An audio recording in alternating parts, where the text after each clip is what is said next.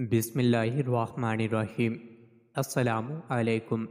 روزانہ واقعات سننے کے لیے اس چینل کو سبسکرائب کریں۔ بادشاہ گشتاسب کا ایک وزیر تھا اور اس کا نام راسترو تھا، اور اس نام کی وجہ سے بادشاہ اس کو پرہیزگار اور نیک صالح خیال کرتا تھا۔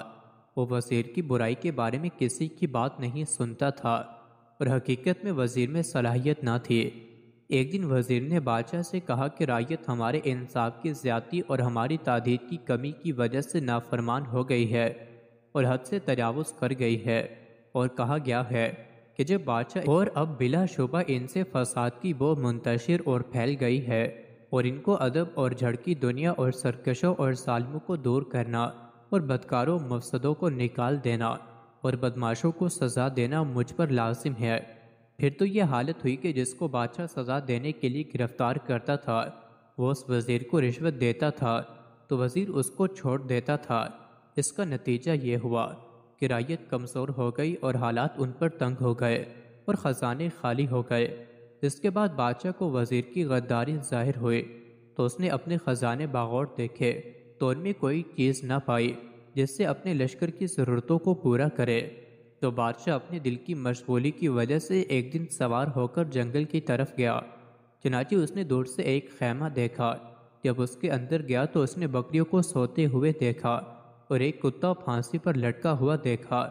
پھر اس خیمے سے ایک نوجوان نکلا اور اس نے بادشاہ کو سلام کیا اور اترنے کی درخواست کر کے بادشاہ کی تعظیم اور عزت کی، اور جو کچھ حاضر تھا بادشاہ کے سامنے پیش کیا۔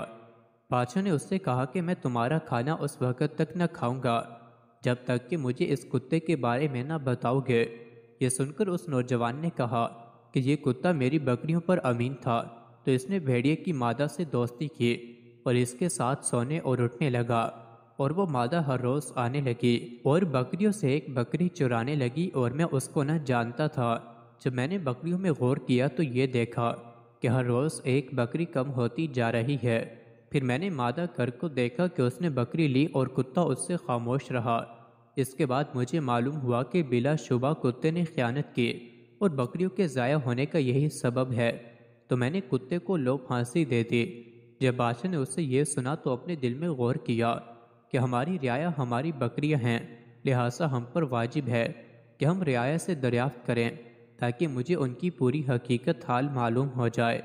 اس کے بعد بادشاہ اپنے محل میں واپس آیا اور غور و فکر کرنے لگا تو اس کو یہ معلوم ہوا کہ یہ خرابی وزیر کی برائی کی وجہ سے ہے۔